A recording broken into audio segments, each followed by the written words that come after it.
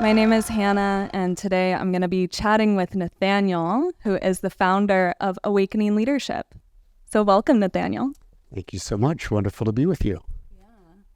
I'm looking forward to this conversation today because earlier when we chatted, I was feeling super connected to your philosophy and your mission. And so I'd love for you to introduce the platform and the program of Awakening Leadership. Absolutely. It was wonderful to get to sit with you a little bit before today. I spent about 6 years as an executive coach, and we had a 1-year integral leadership program for middle market executives. And after the year, we would always wave goodbye to everyone. And I thought, how disappointing. It's like you eat right and exercise for a year, and then you get sent home. So what Awakening Leadership really was born out of was this notion of practice. I was raised in, and my wife as well, raised in transcendental meditation as a community, raised in martial arts, the dojo as a community of practice, Judaism as a community of practice. So when I left that job and moved out here to Santa Barbara, I really was interested in how do you disrupt leadership training? What if it's not a start and stop thing, as if you could learn to draw like Picasso in a weekend anyway? So leadership as an ongoing practice, and that, of course, the best way to practice is in a community practice. So when psychedelics entered the scene, which is its own story, its own origin story, that philosophy was going to be the only way in which I was going to work with sacred plant medicines. So that in the first place, it's not just a retreat. There's no spiritual tourism. This is a mystical rite of passage. And that secondly, you hear so much about integration. It's all about integration. And integration isn't just the circle you sit in after the journey. And it's not even the 2 coaching sessions you go to either. Integration is a practice. And then again, the third thing is, what is the membership-based structure? What is the community that you belong to? And you hear kind of the modern medical paradigm aping some of this language around, ecosystem-based approaches to care. Isn't that so funny? It's like, we know what that means. That's community. And leaders, of course, as CEOs, have forums that they're often part of with Entrepreneurs Organization, which is EO or YPO, Young Presidents Organization. You hear about Vistage. I think Jacob was part of a Vistage forum at one point. Forum is a membership-based structure, like a men's group or a women's group. So you belong to that circle of fellow travelers for as long as you're in. So that's our kind of 1, 2, 3, that we start with it as a rite of passage. Integration is an ongoing practice, and I can say more about what that means. And that you have your crew, your fellow travelers that you travel with. Yeah, thank you for introducing that. And I really appreciate this approach to the integration being both a psychological integration, but also an embodied practice. And with my background as a yoga teacher and a practiced yogi as well as a dancer, I totally understand the necessity to continue to show up. And that's how the idea of practice was initially introduced to me. It's like the thing you do, even if you don't necessarily feel like doing it, because you know that you'll feel better after. Mm-hmm. And so I'm curious if you want to expand any more on what practice means to you. And if you want to give us a glimpse into any personal practices in your life that you feel are valuable. Mm-hmm. Thank you. Maybe one other way of framing those 3 things that I just said is our approach being an integral approach.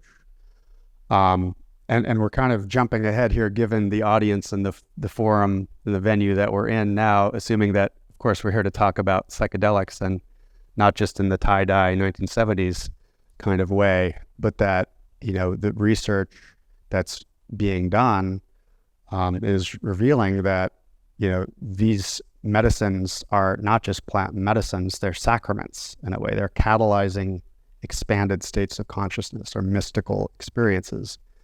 And people think, what is that? That's a conversation that we can have as well. And a lot of my own foundational practices, being raised in transcendental meditation, had to do with spiritual practice, and seated meditation being one of those core practices, and yoga and breath work. and so on. And you can have that waking up experience that will blow your mind. You can open the doors of perception, and then sometimes just as soon as they've opened, they start to close again. And what I like to say about this is you can have a peak state experience from listening to a concert pianist. You cannot have a peak state experience of being a concert pianist. That takes practice. So after the waking up comes the growing up. You can have the heart opening. You can have the mystical experience. How do you integrate that into your day-to-day life? And I hope that the workshop part of our time today will start to show people that what we call psychedelic integration is actually the broader process of psychological integration, which is just healing, the healing process, the self-actualization process, and that it's psychology and therapeutic and inner work modalities, quite different from sitting on a cushion. The stuff that comes up in relationship or is in your deep past and your family of origin stuff, having tools to work with that before you have something big to integrate, I think on a big journey is really key in what I mean by integration as a practice. Mine specifically are kind of a mashup of Jungian shadow work, the work of Byron Katie, the drama triangle. There's a lot of tools that we put into our curriculum to help people really get to know themselves. And after waking up and growing up, of course, comes showing up. Hopefully, if you've had a beautiful retreat, good for you. You got the boondoggle and have a beautiful experience. But showing up really has to do with, as a leader, integration continues beyond you. I hope that your partner at home is happier for you having gone on your journey. I hope your team at work is now a more conscious team, and that ultimately the purpose that you're called to in the world is aligned with whatever insight you would have had. So that's kind of our full spectrum approach. And then my own practices reflect that as well, with conscious leadership, having a higher purpose, higher power that you're in service to, and core values around which you hopefully build a conscious culture in whatever it is that you're up to, and an organization that is a conscious organization, meaning that it cares about the growth of all of its people. So that I could say more about that too, but my practices kind of reflect what we're offering through Awakening Leadership, making sure that whatever spiritual experience people have or expanded state is really grounded in the inner work day to day. And then again, that it's part of something that's integrated into their work and their life and whatever organization they're a part of. Yeah, totally. And it seems like what you're describing allows a very sustainable lifestyle of this mystical experience that maybe was largely expansive and heart-opening. And then having a practice allows the integration and revisitation of that in a day-to-day, moment-to-moment way. And something else that I've heard you say before is that you already have a practice before visiting the medicine. Right. And I really liked that because in my experience with psychedelics and also doing shadow work outside of a plant medicine space, it is super important to have a sense of my nervous system and how to ground myself and breathe into my belly and feel a sense of control over my emotions. And so I'm curious if you'd like to add any more as to why you would encourage the people who work with you through Awakening Leadership to develop practice through preparation for their mystical experience in the medicine space. Yeah, well said. I mean, I like to say, don't go to the medicine as your practice, have a practice, and then go to the medicine. And if you can't breathe through a hard massage, if you've never been in therapy, if you've never had a meditation practice so that you know that in the journey you can relax, let go, trust, I just wouldn't recommend that people go on a high dose medicine journey. So our curriculum is specifically designed as a full spectrum, holistic, physical, mental, emotional, spiritual practices, not just to minimize the chance of the so-called bad trip or the difficult trip. I think that's an interesting distinction, but actually to optimize for the mystical experience. The clinical outcomes get impacted through people who say or report they have had a full mystical experience. It's one of those mysterious things about it. So yeah, having those holistic practices on the way in can really support and to optimize. And so that then those grooves are carved. So when you come back out of the journey with the insight of what was shown to you that no longer serves and what was shown to you that might indicate a leading edge of development or a new way of being, that your life practices just then, they're already there. They just begin to take shape around that new way of being and help you with whatever's next. And I know at the start of our interview, you mentioned the forums. And from my understanding, that's essentially the community within the Awakening Leadership platform and program that either includes other people of your demographic or is something within yourself and your circle, maybe your partner. And so I'd love to hear more from you about the forum design and how that flows.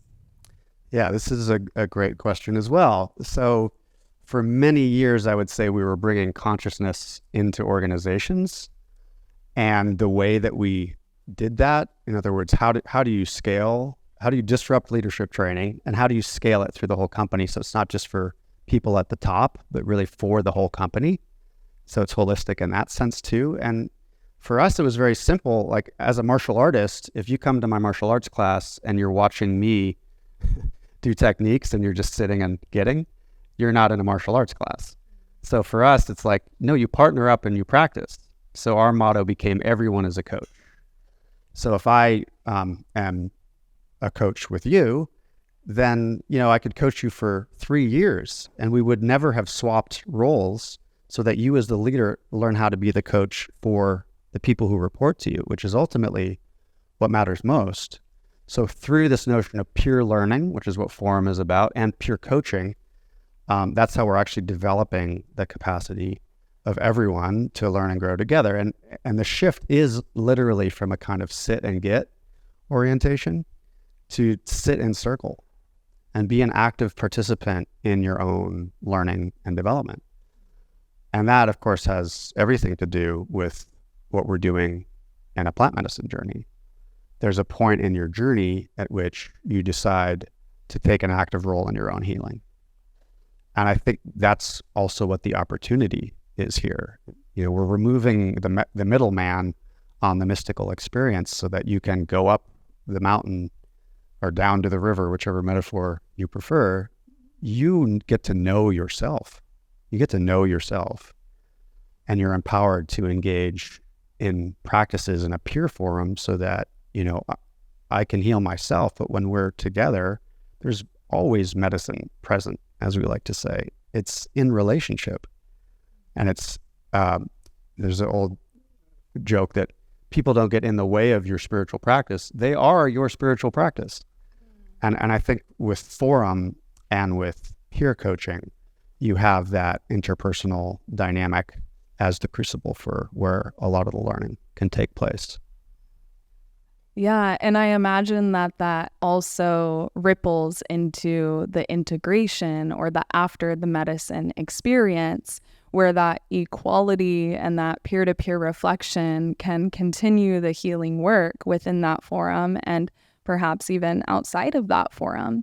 And I really appreciate that approach because it's integrative and brings in equality. And I know in our earlier conversations, we were talking about how this influences culture. And we hear things like intentional community, and sure, it's valuable to have precise intentions, but there is that difference between being able to name them theoretically and to put them into practice in an embodied way. And so from what I heard you describe, I heard that in this peer-to-peer approach, people sort of surrender or submit to each other in the guidance and in the reflection that they're offering.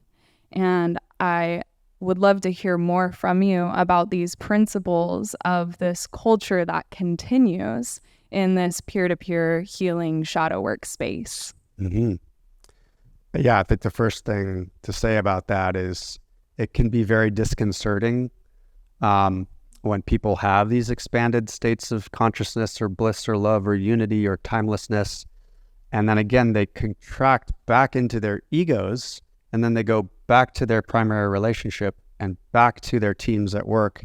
And then it's like they didn't go on the journey because the egos are just butting again. So, it should go without saying that psilocybin is not going to teach you conflict resolution.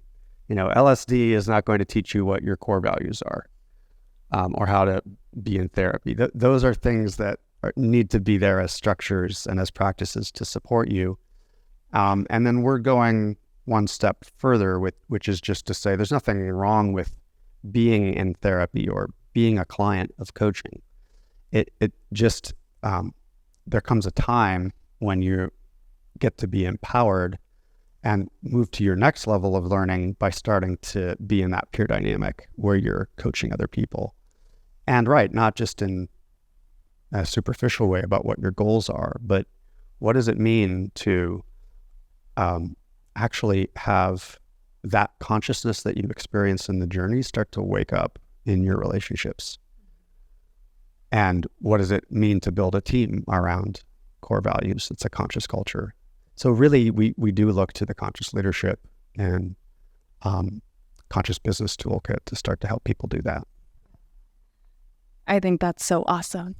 And I know that you have expansive experience in executive coaching.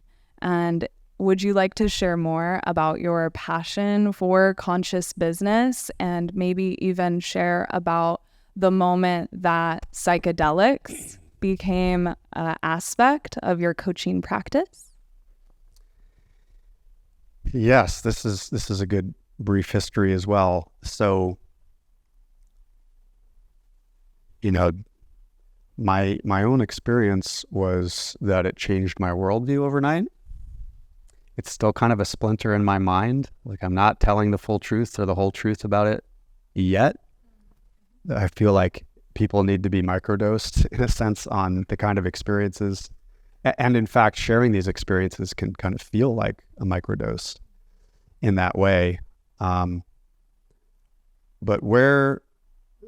what I care most about with coaching, one of the ways to put it would be if people say, you're an executive coach. It's like, well, I prefer to be an executive team coach, because the best way to up-level any individual really is to up-level the whole team dynamic. And so as I was leaving Texas and moving back to Santa Barbara and was getting in with executive teams and doing more team coaching, I realized that my whole background in martial arts and the metaphor that we use about verbal judo or verbal aikido and how do you do perspective taking that isn't just, entering in and the biggest ego wins.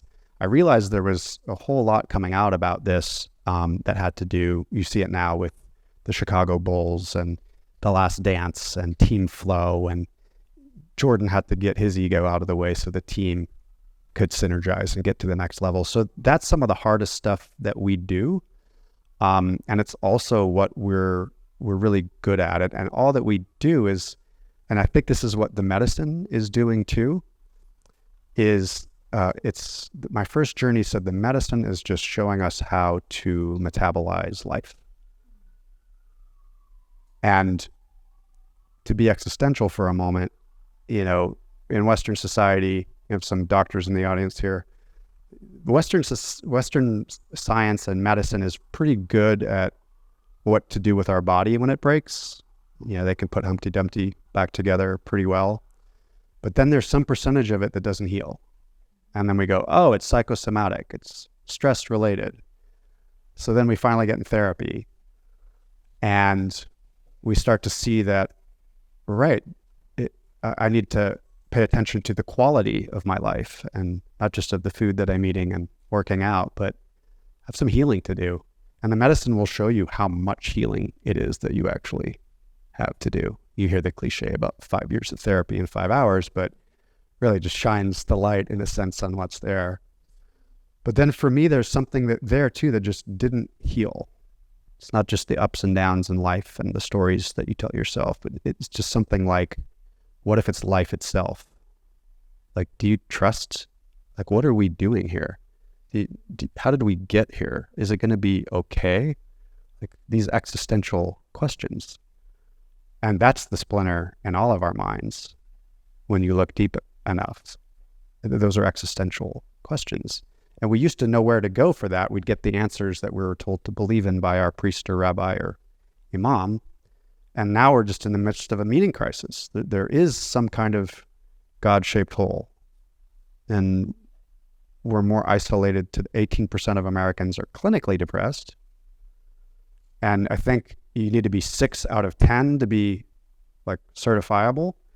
So it's like, what if you're 5 out of 10? Are you just miserable? So the medicine is here to start to help us heal that wound. And that's the question, you know, do you trust it? It doesn't matter what the word is that we use for it, but do you trust it?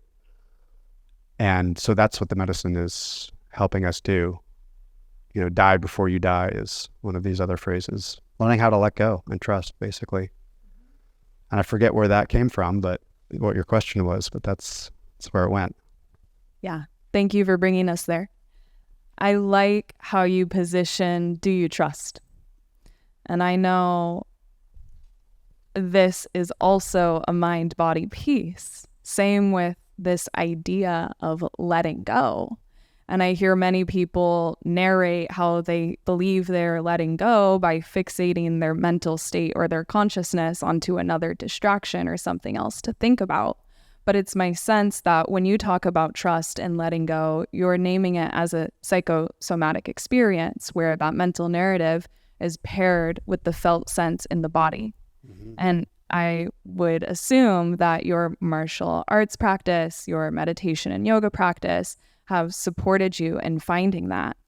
And I also sense that whatever psychedelic experience you had was really impactful enough to sort of change the direction of your life.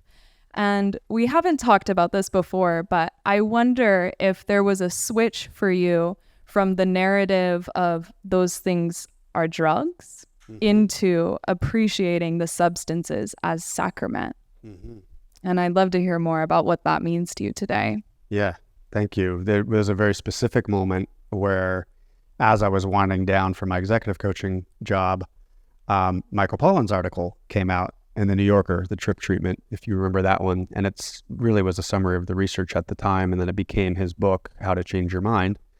Very aptly titled, by the way, which it does.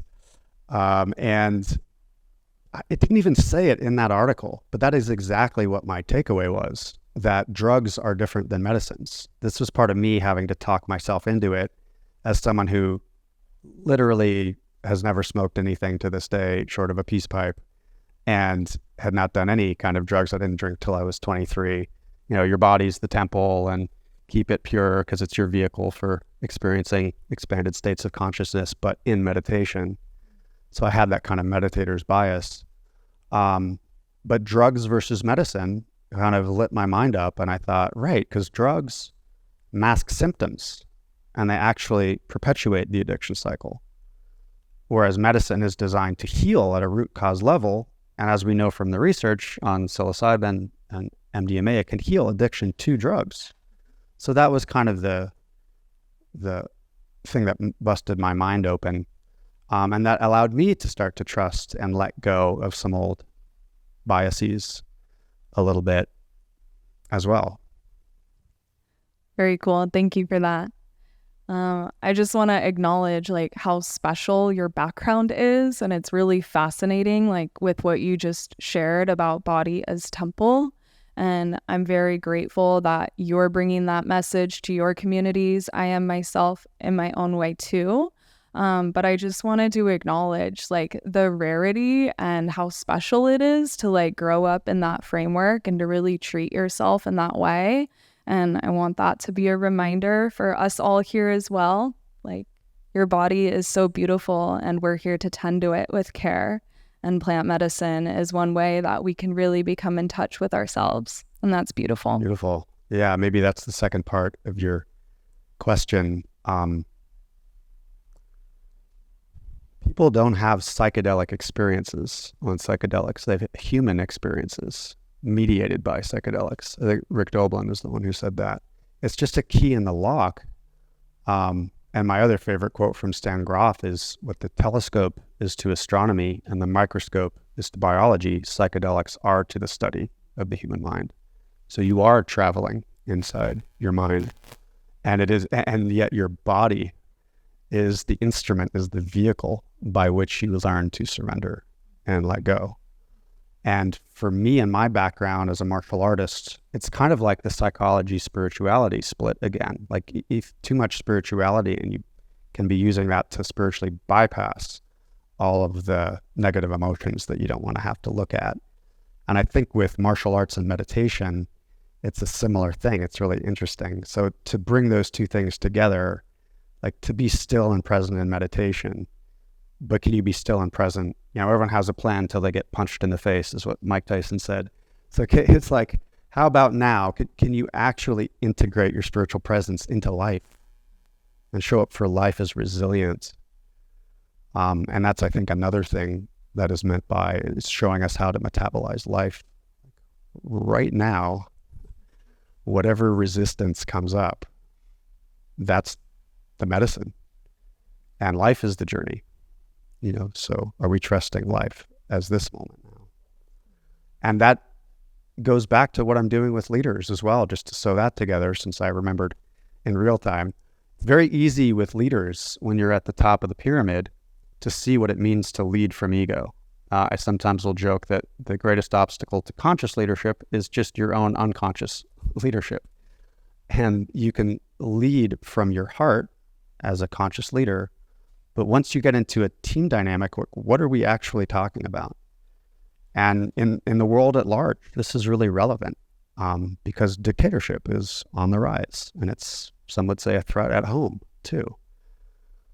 It's very simple when I go to work with a team. It's like, as the leader, you can't say who hired all these idiots, because that, again, is your organization is the mirror for you. Do you empower your team to freedom of speech? Or are you a dictator? Do you have control? And that one thing will help disrupt the whole team dynamic and then the whole dynamic of the culture.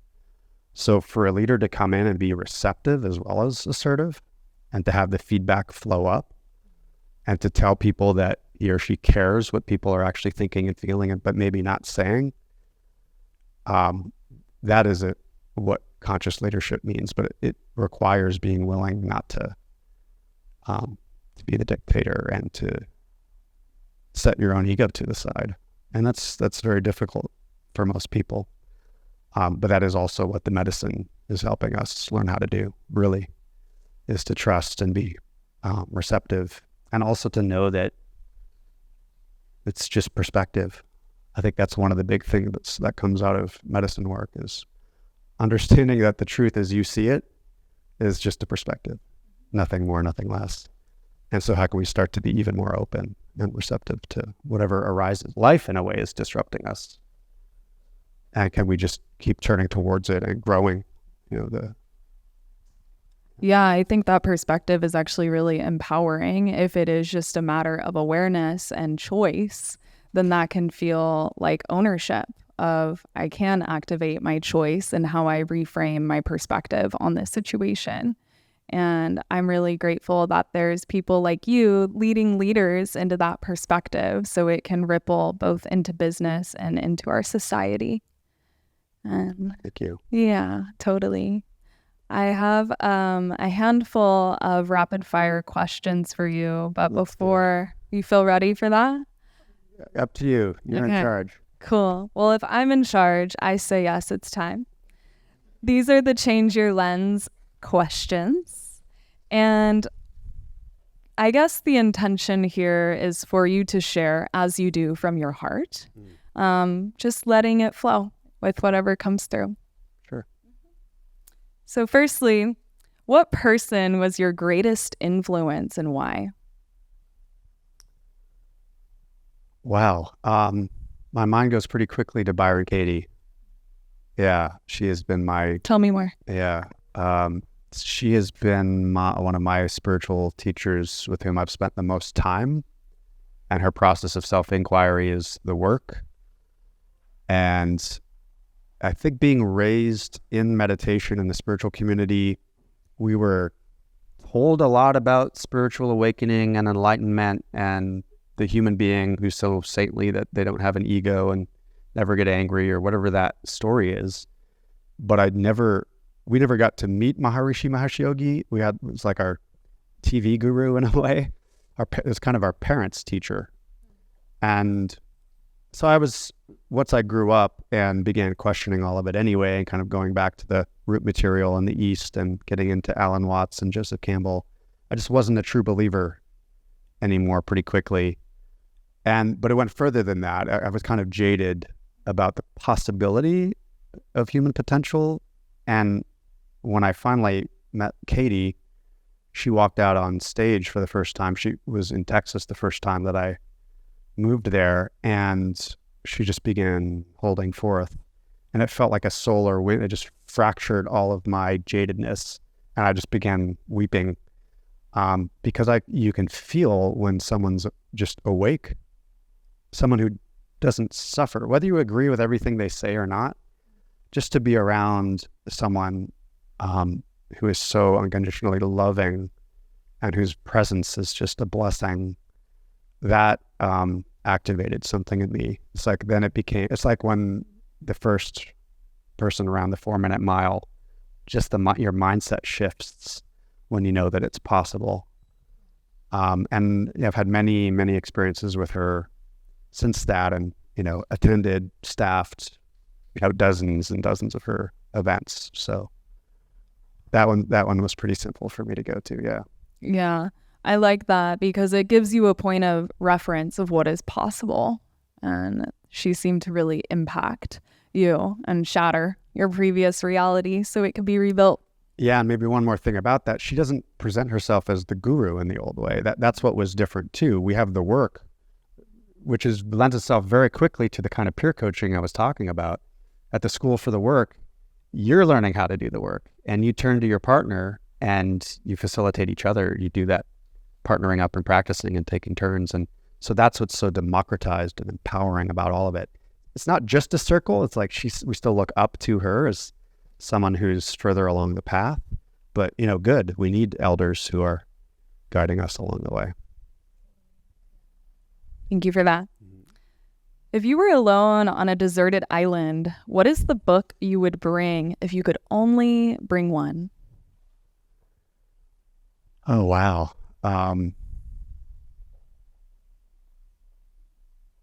Probably the Bhagavad Gita.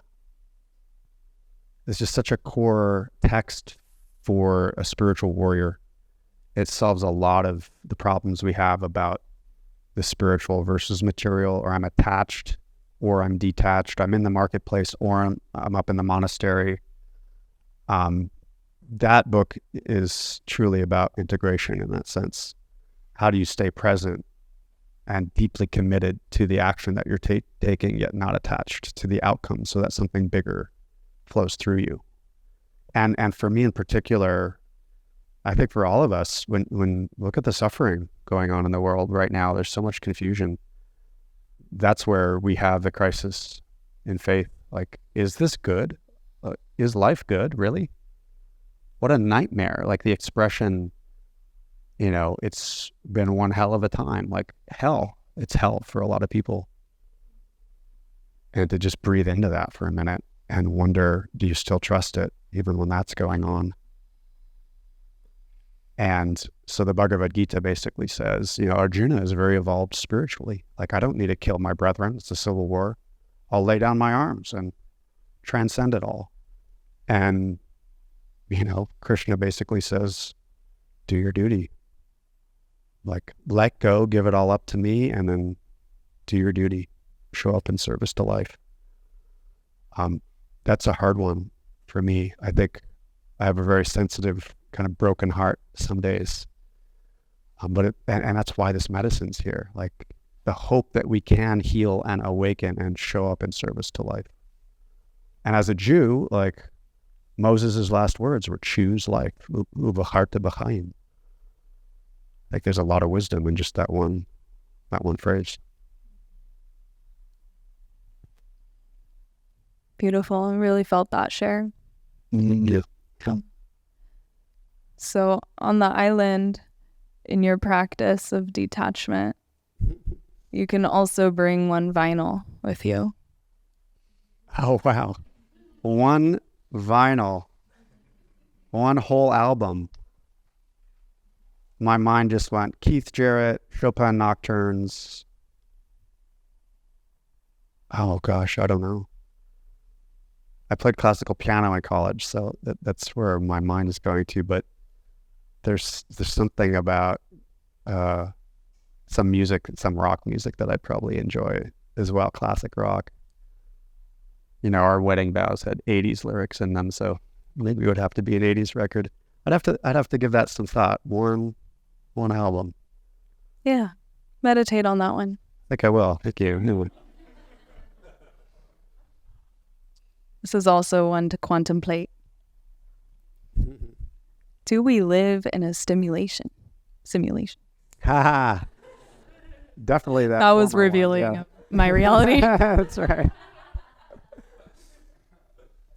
I think also why psychedelics are here is to heal the wound of materialism. We consume more sci-fi today and have as little as to an idea as to why than ever before. Sci-fi is our religion right now. And we would sooner kick the can down the road on where did life come from? Oh, it came from an asteroid. Where did that asteroid come from? It's like, well, it's turtles all the way down, another asteroid. And people would rather think that they live in a simulation, that we are actually in the matrix right now, than that there would be some spiritual source to life. Like if we discovered life on another planet, like a plotch of grass, like it would blow our minds. It would blow our minds. Like, why are we so fascinated with UFOs? It's the same thing. We want to know we're not alone, but there's life all around us. And right now, other living beings are sitting right next to you. And why doesn't that blow our minds? Where is all of this coming from? And like, what is this? What is this and who am I? So the mystery in a way is a great mystery. And with psychedelics, on the other hand, the Greek word for mystery and mystai actually meant to be initiated. So it had to do with being initiated into a direct experience, which meant nothing mysterious at all. So the hope of having answers to some of those questions it's like the 4-minute mile. Psychedelics are like the 4-minute mile. It's possible. It's possible for you to know yourself. And the red pill, speaking of sci-fi, is not a metaphor. So do we live in a simulation? Yes. However, it's not the subtle reductionism of it being like a big computer. That's a metaphor. It's like fundamentalist atheists. It's like they take that myth literally, as opposed to what is it a metaphor for? The Upanishads would say we're like a spider. We weave our life and then we move along in it. We are like the dreamer who dreams and then lives in the dream. And this is true of everything in the universe. We'll take a breath with that one.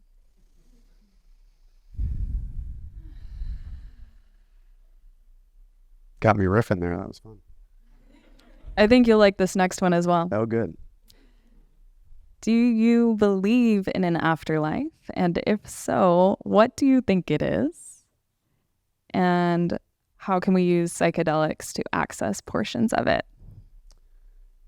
Key word, believe. I don't believe in anything. I know, or I don't know. Atheists believe in nothing, and theists believe in something, but they don't know. Those are two sides of the same coin. So again, gnosis, that kind of mystical knowing that comes from direct experience, would be how I would even begin to answer that question. It's a science. It's a science of mind. We can all run the experiment and go on the trip and collect the data and hopefully come back to some kind of community of the adequate and debate what's true. But with the data, you know, or like our iPhone needs an update after 5,784 years or whatever it is. So I've experienced things, I'll say it this way, that felt familiar to me and between lives. I've been told a whole lot of wild things in my journeys that would indicate that there's a whole lot more going on than we realize up here in waking consciousness. And then I would also say that what it's shown me about death, it put it to me this way: if death is just a doorway and not the end, then where are we right now? So Earth is Eden. Heaven, Joseph Campbell would say, eternity is not a future time. It's not even a long time. It's the dimension of the here and now that cuts out time altogether. It's eternally now. So if it doesn't end, then where are you right now? Good question. I like that. The Gospel of Thomas, last one, the kingdom of heaven is spread out across the earth, but we don't see it. That's pretty mystical. As you are. These next three we're going to offer at rapid fire speed. Aha. Ramming speed. Is there a substance you are fascinated with and want to try but haven't yet? Yes, 5-MeO, DMT. That's on the very short list. I am so hypersensitive. I am a macro doser, but it takes less and less medicine to take me to heroic dose places. I have enough to integrate. I feel like I'm still integrating journeys from 8 years ago. I think too much is placed on going to the medicine as the practice, and yet 5-MeO, I know, would be one of those portal openers. So I'm curious. I am curious about NN-DMT, like chemically synthesized DMT, just because of, you hear people talking about popping into the DMT world, and there are other entities and beings there who interact with you. I've not had those experiences in psilocybin. I've had what I'd call God experiences. My worldview doesn't include a pantheon of machine elves and beings and that sort of thing. I now remain open to that. That's Terence McKenna and others talking about that. It is the ultimate psychedelic, and it's a cousin particle on a molecular level to DMT. To psilocybin. They're like cousins, very similar. So I remain curious and open. I look forward to that 5-MeO or synthetic DMT experience for you. Cool. Yeah. Thank you. If you could take psychedelics with any person, dead or alive, who would it be? Where would you trip? And on what substance?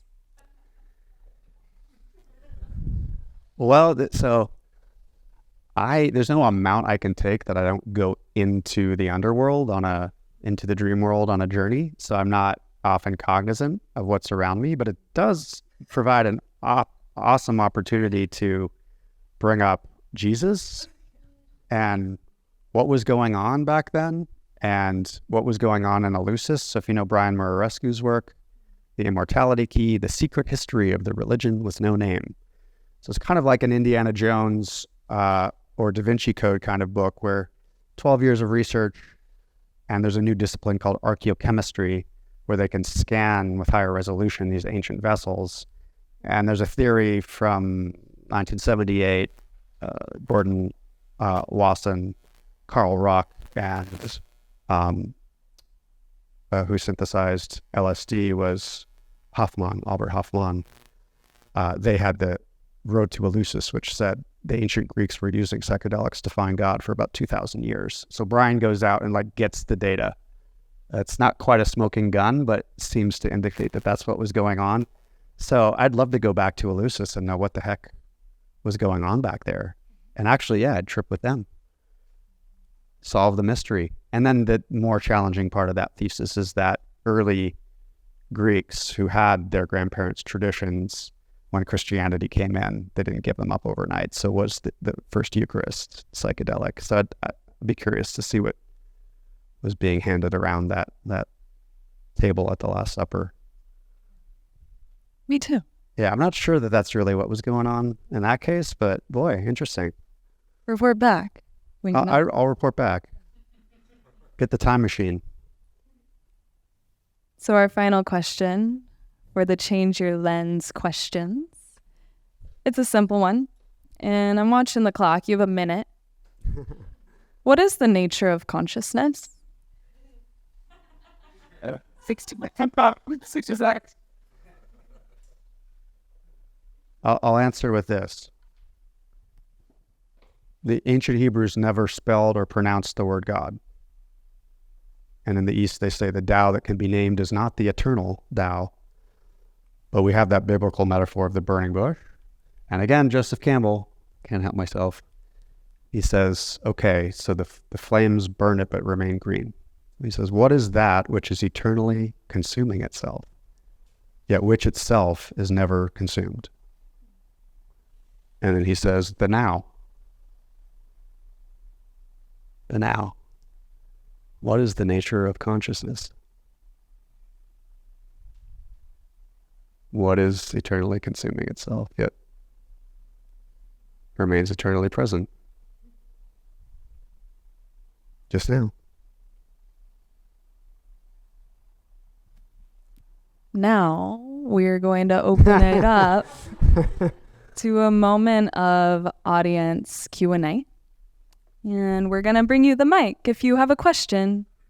How long have you been doing this before your dream not only manifested, but what was the cornerstone trip? Abracadabra, as they say. As I speak, I create. I feel like the dream is still being manifested. There's, as we speak, it's manifesting. And you're a part of my dream now. Oh my gosh, do I go down this path of like what my journeys have been like? And what I will say is that, it was 2015. So it's, 8.5 years ago was the first one. It's a high dose of psilocybin. Not sure if this is what you were asking, but the reason I say it changed my worldview overnight is I felt like it was catalyzing something, like I was cashing in on 35 years of meditating in a single night. Felt like it activated something in my genetics. I had an immense emotional exorcism, like all of the psychological work I'd done that kind of went this deep, but then the medicine unlocked the basement, like the lower chakras, and all of that stuff about not trusting life. So a lot of stuff came out of me. That was really it was like I was being electrocuted with Kundalini. It was a Kundalini awakening. And then in the stillness that followed all of that, Jewish prayers came that I hadn't heard in 20 years, talking about the holiness of God. It was the sourceless source, didn't have a name, and that in subsequent journeys, the one source was both a feminine and a masculine presence. So I've learned a lot about that since. Even Yahweh had a wife. I didn't know that. So the feminine has been part of the work that my wife and I do now, is to reintegrate the feminine, the divine feminine, back into the religious picture. That's, my after hours job. After all the leadership work, Yeah, thanks for asking. Awesome. Thank you, Nathanael, for that interview. I'm really appreciating everything that you're sharing tonight and feeling just so grateful that you are actualizing your dream and that you are now inviting us to participate in your dream as well. Thank you so much. Yeah, I felt like you invited me, and it got more fun as we went. And that's a good part of the feminine too, isn't it? Yeah. So thank you for bringing your full presence and whole heart here. Yeah. Thank you. Really enjoyed it. Yeah. So I appreciate everyone and your empathic listening and presence with us in this conversation. Nathanael is going to lead a workshop, and I encourage you all to stay present with us in that portion. And otherwise, just want to thank you all again and wish you a lovely. For Awakening Leadership, we have exploratory calls as the first point of contact. And we just do rounds of questions, especially if it's a group. We get people knowing each other that way. And of course, my first question is the Jimi Hendrix question, which is, are you experienced? And people can have all kinds of fun answers to that question. Everything from, nope, not at all, to, well, back in the 70s, had that one trip. And sometimes you hear about people finding their spiritual path, even though they just had one journey ever. As we go deeper, we get into, especially in preparation for the retreat, you hear all about set and setting. Super important, of course. Psychedelics were called psychotomimetics because they thought they were mimicking psychosis originally. So in the 50s, if you were in the basement with the fluorescent lights and the guys with the white lab coats, probably you were going to have a bad trip. So in the modern West, this notion of set and setting actually evolved. And it was Bill Richards, who's just a living elder still today, with Walter Pankey, that decided to bring in the couches and the plants and help it feel a little more homey and supportive, conducive to a gentle journey. But when you hear that set and setting, what is set? What does that mean? Well, okay, mindset, is that what that means? My mindset going into the journey. Okay, do I have an intention? But I also like to double click on that. And your state of mind is just one of those things. How do you feel about even the prospect of going on the journey, never mind in the moment? And a lot of those yogic practices can help you learn how to shift your state in real time so that you can let go. But there are two other things: your stage of life, stage of development. Why would you choose to go on a journey now? I used to work with a leadership facilitator who said he would always keep a photo of himself from the 80s on his desk, where he had a mullet, and the white knee socks. And he said, I keep it there because I thought I was cool back then. And of course, now that I've evolved and we look back on that, that's not exactly what's cool now. So stage of life also has to do with, what are you subject to now that if you went to your next level, you would look back on it in the same way? And what is human potential in that sense? And the third thing for set is state, stage, and then shadow. And this is a Jungian term. You've probably all heard it if you're sitting in this room. It's just a metaphor for the unconscious. And it's maybe the most important, because it's asking, what is it in your shadow that you might not be conscious of that is calling for healing? And that is likely from your past, something that happened, something that shapes your whole way of being. And that's going to be the stuff that you want to have your eyes wide open about before going on a journey. So this video clip, just when you thought we couldn't go any deeper, this is going to be a very fun way to tee up the hero's journey, which is why we call this the inner hero's journey of awakening leadership. And Joseph Campbell was in the lineage of Carl Jung, archetypal psychologist. Joseph Campbell is more comparative mythologist. His greatest disciple, of course, was, anyone know this?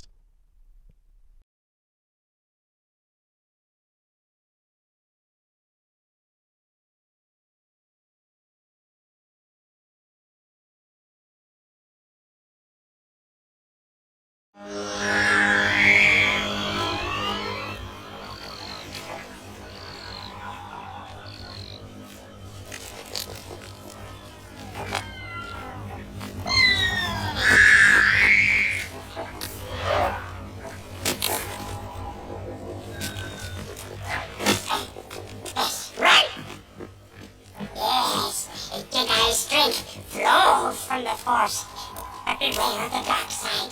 Anger, fear, aggression, the dark side of the force are they. Easily they flow, quick to join when they fight.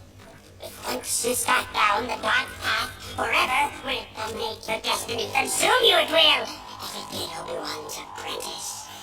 Vader, is the dark side stronger? No.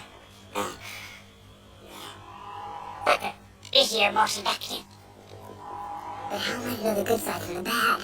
You will know when you are calm, at peace, passive. A Jedi uses the Force for knowledge and defense, never for attack. But tell me why I can't. No, there is no why. Nothing more will I teach you today. Clear your mind of questions.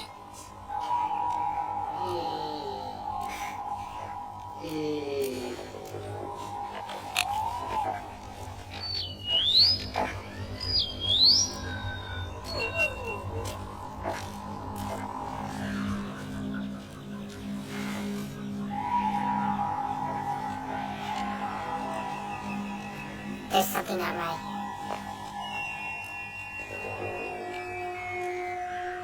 I feel cold. That place is strong, with the dark side of the force. A domain of evil it is. And you must go. What's in there? Only what you take with you.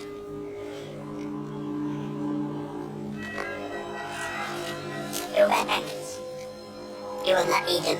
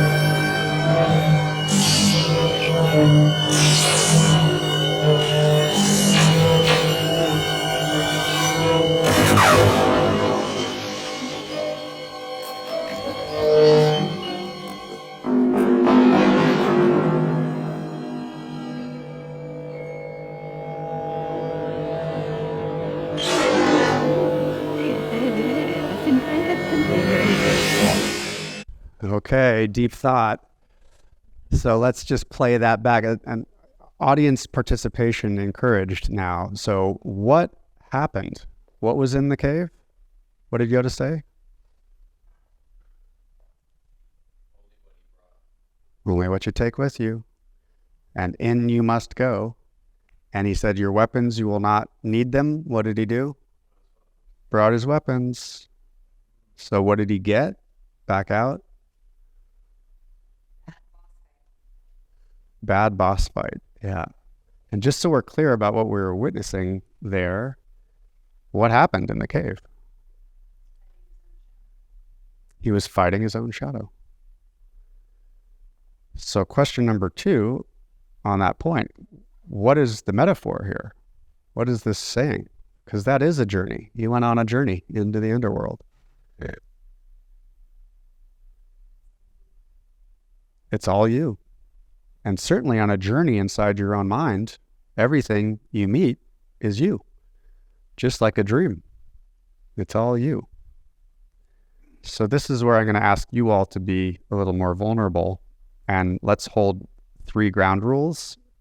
Confidentiality, so what is said here stays here. And then 1 coach, which will be me for tonight.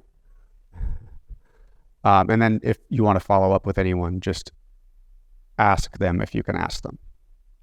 Everyone agree to that? Any questions or objections? Okay. Are we that's an excellent question. Currently we are. So, okay, so that too, if you don't want to be recorded speaking, don't take the mic. So what would be in your cave?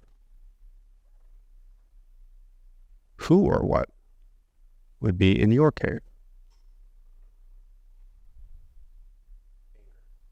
Anger. What else? That's a good answer to what might be in there. Entropy, interesting. Shame, ultimately, huh? Failure.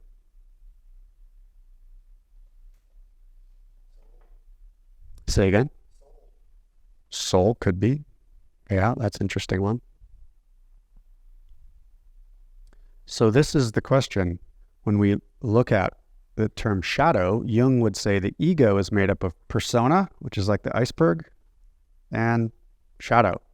Ego equals persona and shadow. So all the parts of yourself that you ought to be, that won you love, approval, and appreciation growing up, versus all of the parts of you that did not win you love, approval, and appreciation, that have been banished, that you've repressed, in other words. So when we think about what's in the cave, it is like answering what's in the shadow. What is another way to get to the shadow really quickly is to ask yourself, what triggers you emotionally? What is it you cannot stand about other people? And that might be another way to talk about what's in the shadow. So this one, your ego ought to be good at. What is it that you can't stand about? Just like they were answering, single words. What kind of qualities in a person? Collars. Okay. Yeah. Say that one again. Cop collars. Okay. Headiness. Pettiness. Good. Cruelty. Right. People who are cruel.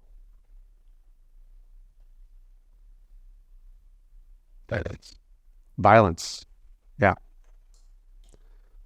So here's part two to that. When you look at that as the other, as the enemy, what does that tell you that if that's your complaint about them, what does that tell you that you're committed to?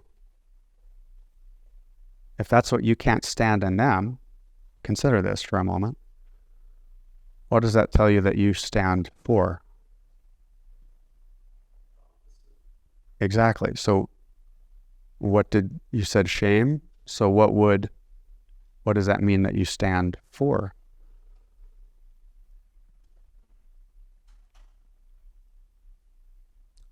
Self-esteem or confidence? Yeah. You take that ego base, confidence part of it. Which kind? Great point. So when we look at the persona as something that's compensating for a wound, like a scab, we act like we're tough. And then the other way of talking about the shadow is, what's the shadow side of someone who acts tough? Insecurity. So what we're doing here is we're just finding polarities. So the thing that we've judged, could it be that it's not all bad? Let's look at this for a minute. What you said? What did you say, Jacob? Anger. So angry people is what it is.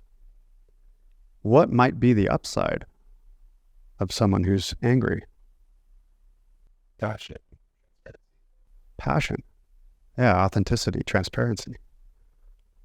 Right. What kind of a person would you say you are that you want us? We sometimes do the exercise, what I want you to know about me, the kind of person I am.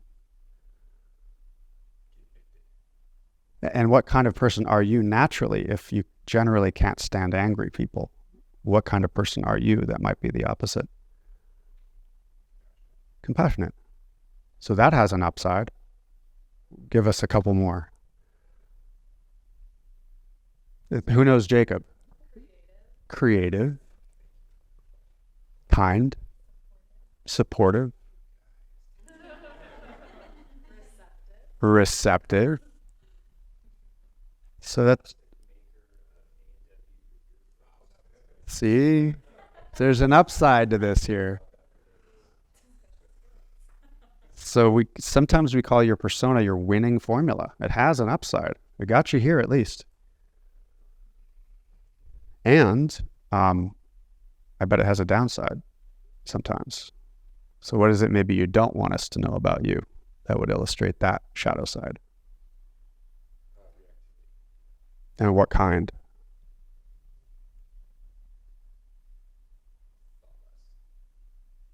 So said differently, if you overplay your strengths and the teeter-totter kind of tips into the downside, what does that look like? If there's too much support or too much care.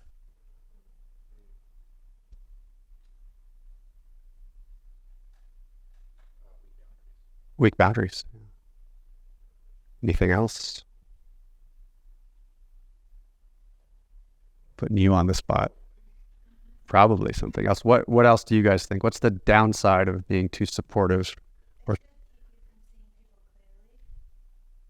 yeah. So not discerning in some way. Look at it as projecting your support rather than seeing what's really in front of you. Yeah, so you can't see what's really in front of you. Objectivity, is that maybe? Yeah. Anyone else have one? Burnout.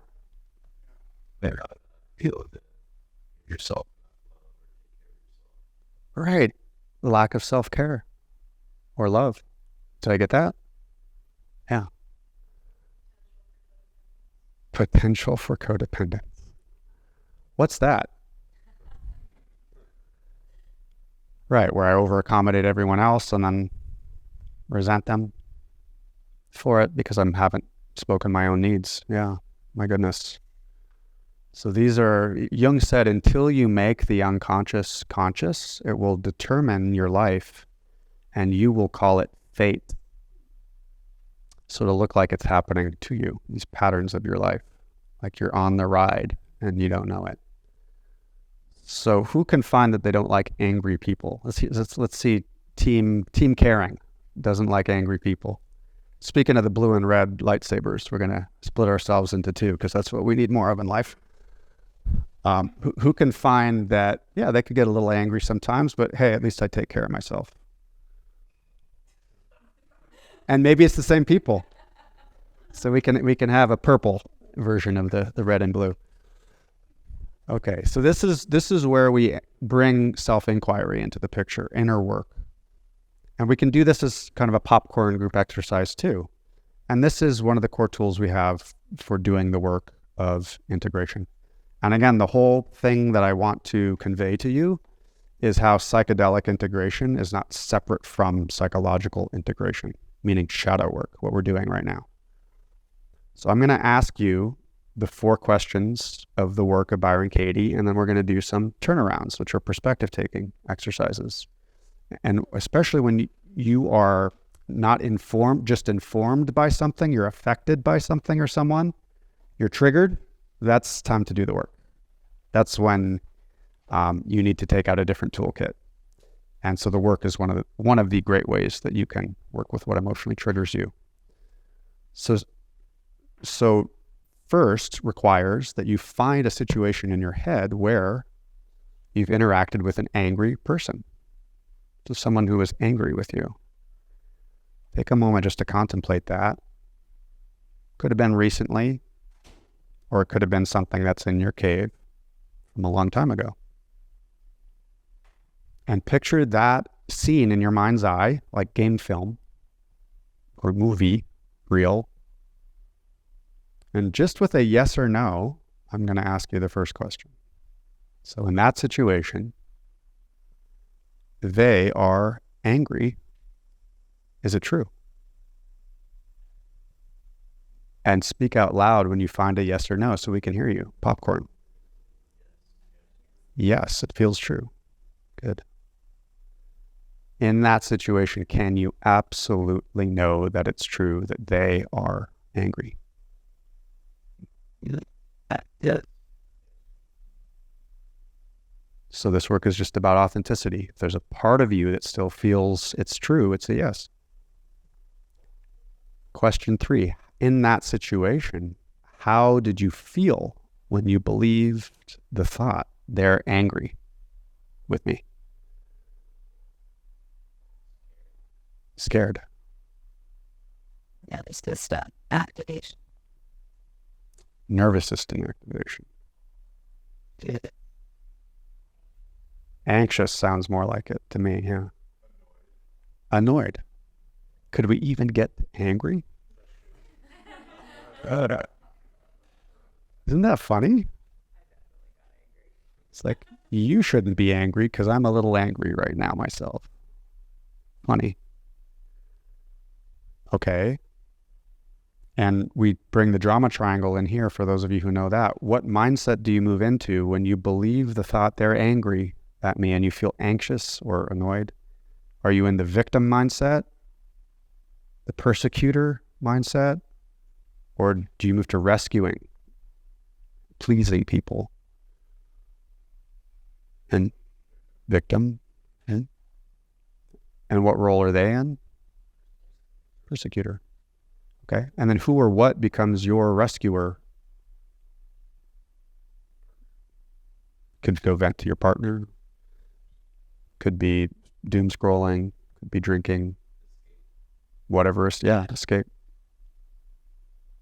Okay, now look at this. What do you fear would happen if you didn't believe the judgment of them, that they're just angry at you?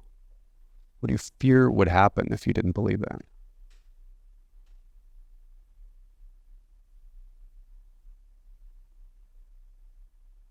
What bad thing might happen?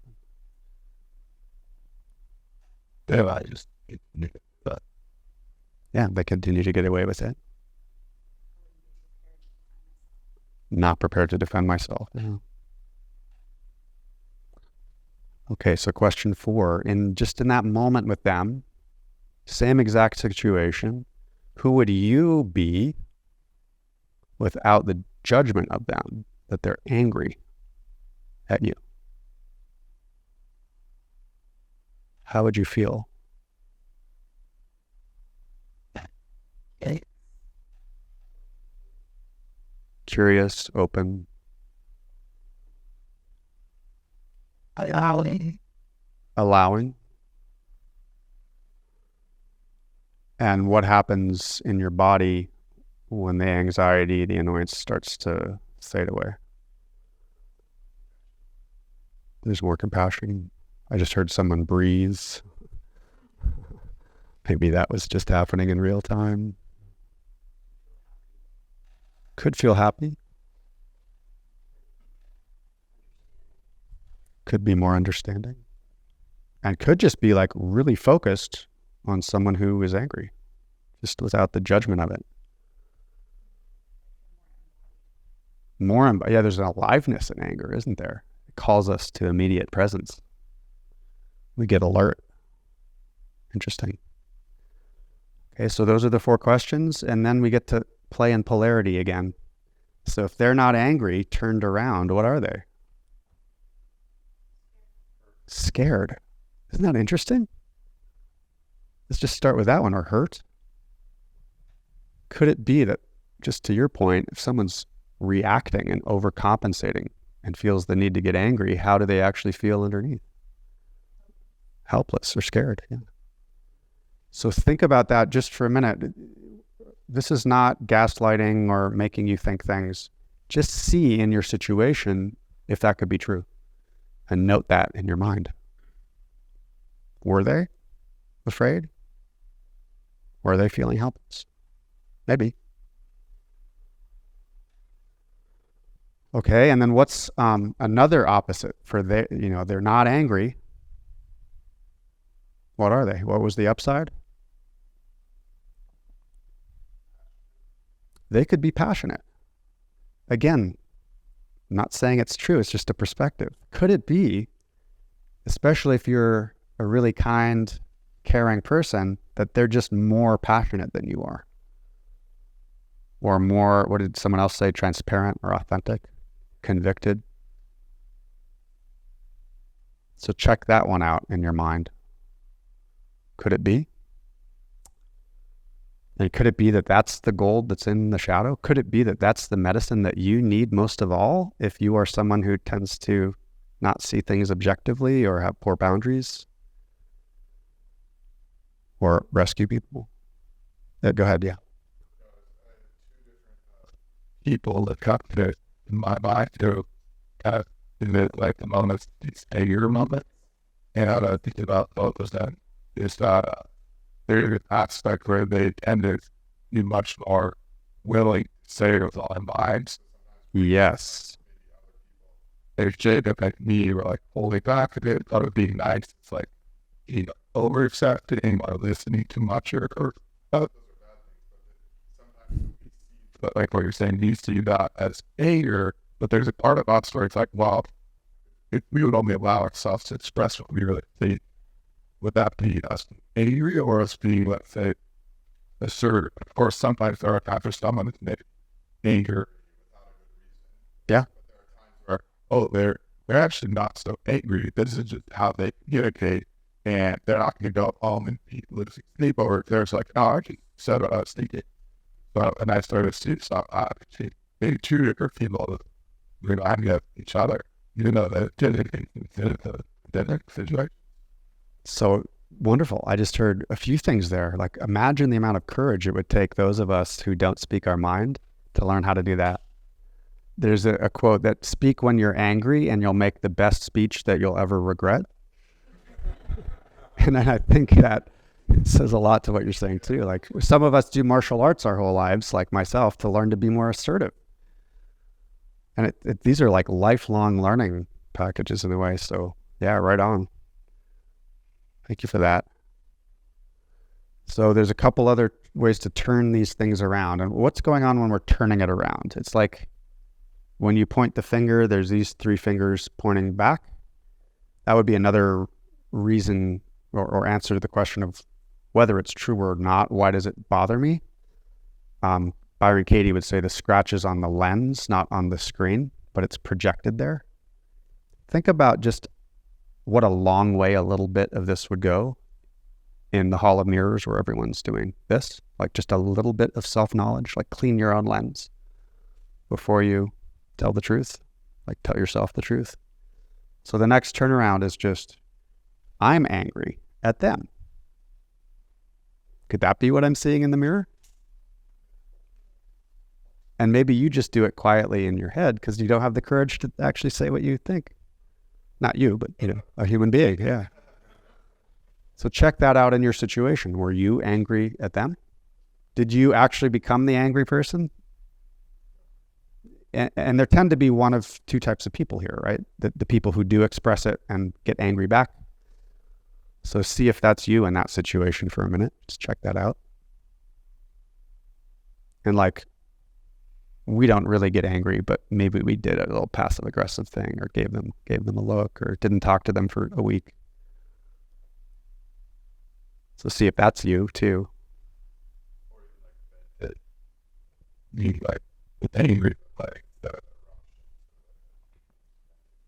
Maybe we let the anger come out with someone we felt safe enough to vent to. And then we got angry at them, in effect. And dumped. And then the last one, of course, would be I'm angry at myself. And those of us who are nicer, that could be what's going on. And that's also why it bothers us. There's as much anger that we have inside of ourselves, but it's directed to ourselves. So check that out for you in your situation. Did you make yourself small? Did you not tell the truth?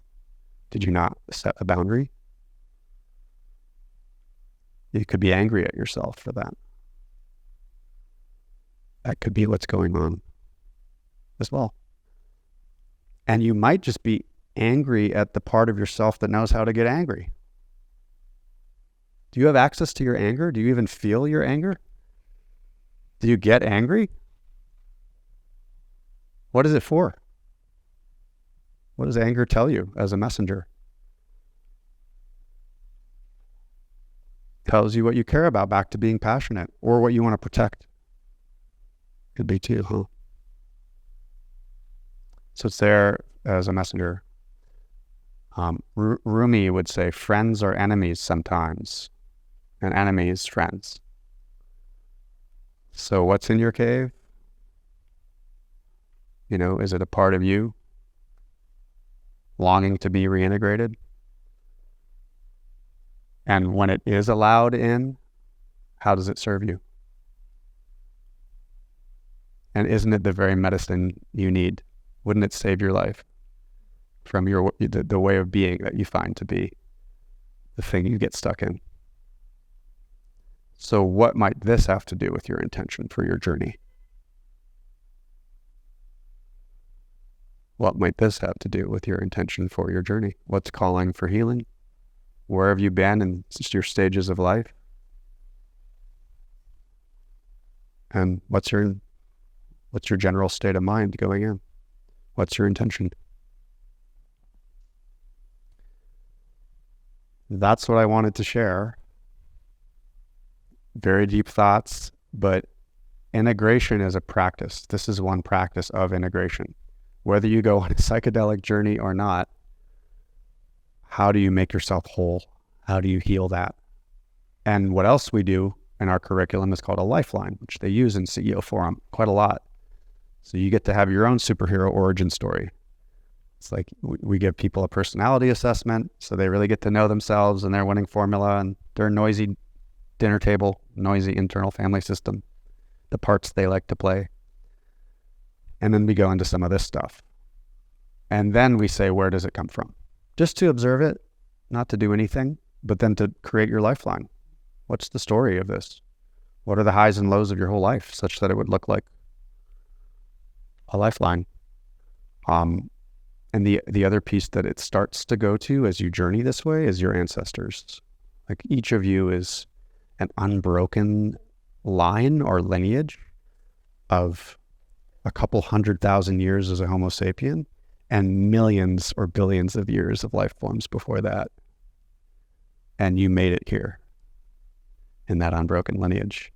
So to start to think about what it means to honor our ancestors as we go into these journeys, and how we're carrying the torch, not just for ourselves, but for humanity as we emerge, hopefully more whole, so that we can show up in service to life. So that's what I have. Thank you.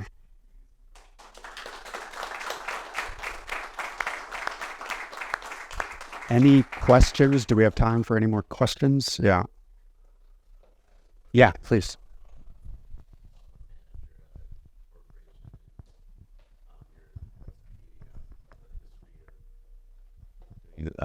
Corporate executive coaching, but you've kind of, I'm not sure if you still do some of that or if you've come. Sure. Okay. And so, how do you go about doing this type of, bringing psychedelics and things like that to that type of work? And how is that being perceived by modern day corporations? Yeah, the science leading the way is very important. So when people hear things like smoking cessation is horrible, like what are the rates of smoking cessation normally? It's like less than 20%, but that gets flipped, and 3 CBT sessions and 3 moderate psilocybin journeys, and you get to 80% smoking cessation. So when Western modern minds hear the data, it turns heads. And we don't want to get into the irrational exuberance about the psychedelic renaissance, but we do want to acknowledge that there's something exponential going on here.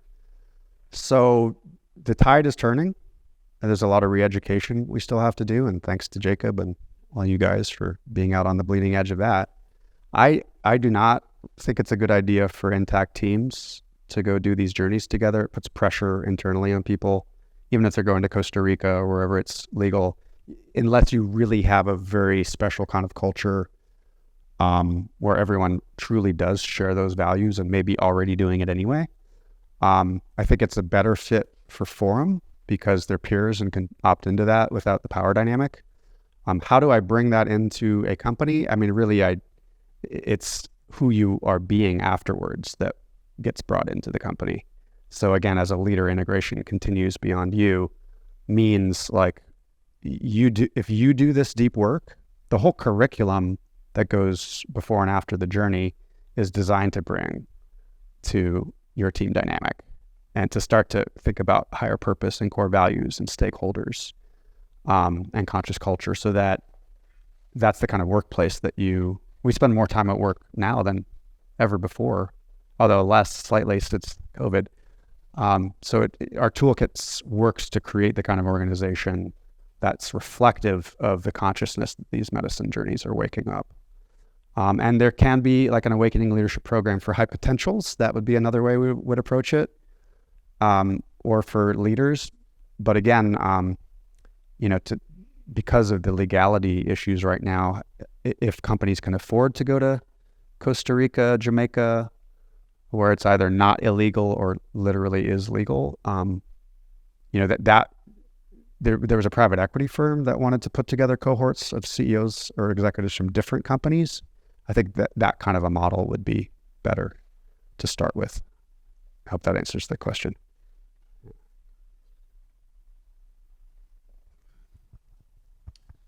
Hello. Hello. So, if you were to suggest to someone, kind of a business leader or whatever group or thing they may be leading, in their work or life, an exercise that they could do that's relatively simple that they could do with their team, not one that like you would necessarily do yourself, since you obviously know a ton of stuff in this whole space we've been talking about, and you're very well practiced, but something that might be easier for someone who's newer to this kind of conscious leadership awakening kind of stuff, like just maybe in different practices, like even if you're new to yoga, it's like, here's a really simple thing we could all do together, and you can still get the basics of it in a simple exercise where people are at different stages. Yeah. So something that's really inviting and welcoming, and you don't need to be yourself a pro to implement it, but yourself can be kind of a beginner that's maybe just slightly aware or trying to be more aware. So this would be unguided, meaning you wouldn't be there like guiding it, though I'm sure great stuff could come out of that. That would be more advanced. This would be simpler. I love simple. We have white belt levels of this stuff, and literally belt levels that people move gradually up through when we have like multi-year engagements with companies. And so, as one martial arts instructor said, today we're going to teach all secret techniques, basics. So everything in our toolkit revolves around core values, whether it's managing, coaching, communicating consciously, or the self-inquiry that we do. So if you write down your core values, you'll notice something really quickly. You don't always walk the talk. And that walking the talk, or closing the gap between what you say you value and how you actually behave, is the very basic practice of self-reflection. So if you write down your values, you can do this as a team. I bet Oniricom could do it right now. We call it catch someone doing something right. So you look at the core values and you go, I mean, gosh, we could do this right now. Like Jacob, a couple weeks ago at our men's retreat, you shared the experience from the retreat with me, and I said I love you afterwards, and I felt really connected to you, and that meets a value of mine that I hold, which is connection. So thank you. So you can take your core values off the wall and start to give positive feedback with them. Like, what's a behavior that exemplified that value? And then we know that puts positive deposits in the bank account, because the negative ones cost 5 times as much when you have constructive feedback for someone. But before jumping to that, I then would say, okay, now you're going to all give each other feedback, but you're going to start with yourself. And that's back to self-reflection. So now look at your core values again. Where did you not walk the talk this week? Where is there a gap between the value of connection, let's say, and your actual behavior? And be specific. What did you do that might have ruptured connection? And if you can share that, then you're getting vulnerable and modeling what it means to have a growth mindset, which means not going into defense as if you're being called out, but you're self-disclosing. So, well, what else did I do? When someone asked me questions at the interview, I didn't disclose what my real journeys were. And so that wasn't out of alignment for me. That was out of alignment for me with connection. So how do I close that gap? Maybe I'll go back to the person and tell them the truth about that, and ask if they want to hear my journeys. So the very simple mechanism of like checking and balancing yourself, that then leads the way for us to do that in peer coaching. And that would be it. Just look at your core values, what's working, what's not working, and what can you do differently to close that gap. So we call that walk the talk. That's a pretty simple one.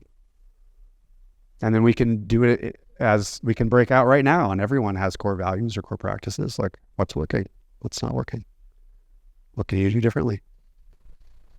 So a quick follow-up question. Yeah. So in an organization, let's say it's building their core values, Mm-hmm. obviously, that's probably a great thing to do on day one, but it's often something that, you do later because, Yeah. you're not thinking even necessarily we're building this thing, you're thinking about what you're doing in the moment. So let's say you're going to build some core values, and then what if let's just say there's a number of people, how are you choosing which ones? It must be that, if we all share that, then that's one. Or what if someone shares one and someone else doesn't? But they're in line with some of them, but not all. It's not like, wow, they're so out because they don't align with any of our core values, but there might not be perfect alignment there. Obviously, when you're hiring and building, you want to make sure you're aligning with core values, and that's really important. Exactly. But what if the organization already exists? I mean, there must be a different process for bringing those in. Of course, even an organization that might not have such written ones, there's different layers of like what's written on the wall versus like we have a employee handbook or different things that there's maybe some certain basic ones that do exist in different ways versus maybe more developer established one that has them they're really just gelling at a high level of group vibe, Yeah. So I think a lot of companies are going to be different stage of that. So how do you even get there? Because what if it's like, well, the co-founders really believes blah. What if newer person? Yeah. What if they don't? Perspective. Right. Yeah, or not even perspective, but they don't, but they do to some of the other ones. And where do we we need to come together, or it's like we look back. This is what got us here, so we maybe need to do more of that, or we try to embrace multiple things and converge and develop them together. You could be an OD consultant. I think you're onto it. So those are the questions to ask. And Jim Collins talks a lot about this in Built to Last. Successful businesses have cult-like cultures, is what he says. And they hold to the core of what that is. They don't compromise. And in conscious capitalism, you say you use your purpose and your values to inform your strategy, meaning you make trade-offs to stay true to your culture and your purpose that lose you money on the short term. Core values are like sentinels or guardians of your culture. So they will attract, ideally, people who are like that to you, and they will spit people out, ultimately, who aren't a fit, hopefully in a kind way and with 3 strikes and all of that. And you could even see this in the strangest of ways when different companies like Chick-fil-A versus Starbucks, and the issue is marriage and who gets health insurance, they both stand for what they value, and their herd rallies around them in different ways. They're resonant to what they stand for. And of course you want to involve people in a co-creative process of having a say in what the values are, but that there's a kind of flex flow, like you want to hold to the core. And as you hire a new executive or something like that, at that level, one recruiter said to me, it's like a drop of ink in a glass of water, and you need to be really mindful. So yes, absolutely use those, not just like to hire in a superficial kind of way, but what is the culture of this company? How do we embody those things? And that's going to go a long way to helping you get people aligned. It's a tool for alignment ultimately. Higher executive officer to all media adaptive influence to help. Yes. And not everyone sits at that level. So, and you have an opportunity to coach people to live their own values. It goes without saying that the corporate values that are on the wall, like we also help people clarify their own personal core values. And that's where the dream projects and, help them fulfill whatever it is that does may not have anything to do with work, but what does a life aligned with your own values really look and feel like? And I think that's where a lot of the nuance and people having different values can be okay, like the unity and the diversity of that coexisting. Yeah, you got it. Anyone else? Yeah. I'm having fun. Related to core values, going back to personal, not corporate necessarily. And we live in this culture of social media where people expect us to make a stance on things, or then people shame you into like not being part of that group or that group. Essentially, how do you develop honesty with yourself to know what your true, authentic core values are versus what you think people expect values to be? That is an awesome question. When I talked about stage of development and talking about state, stage, and shadow, like we either have adopted or inherited our core values or we've constructed them. So in developmental psychology, the inherited thing has exactly to do with what you're saying with social media. We are socialized to conform with whatever group we're a part of. That's adolescence, basically. To clarify your core values personally is to make a self-authoring move and to have your own sense of integrity. And that can come from looking backwards. Again, I was raised in that fundamentalist religious community and I was rejected, or I was LGBTQ and I got rejected from conventional society and I had to find my tribe. And when you find your own core values, and then you can't just put them on the wall, obviously, you have to walk the talk and reflect. When you notice that you're not walking the talk, when you're not congruent to one of your values repeatedly, that can be the thing that precipitates the deeper self-reflection, because you have two choices. You can change your behavior, or you can change the value. And that sometimes is just by doing that kind of journaling or reflection, you start to think about, wow, maybe this doesn't matter so much to me anymore, and my own values are changing. And of course, there's all kinds of other work you can do, like what happens if you're not congruent to the values that you really do care about. But that tends to be the process of self-authoring that developmentally less than half of people who are of age are actually adults. And so we get into this black-white, in-group, out-group, shaming, calling out, because we're not really thinking. We're not really thinking through the lens of a value system. And more than that, the growth mindset, like when someone disagrees with me, are they wrong?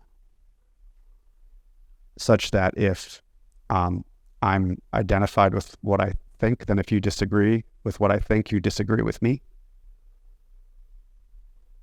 And unless we've done a lot of self-reflection, we can't tell the difference between how we behave and who we are to other people, because misbehaving causes us to be canceled. So that's a deep thought too. But if we can be more in relationship to, oh, there's what worked and what didn't. Who do I want to be now? What do I do now? Can I keep learning and growing? I think that would go a long way too in all of these polarities.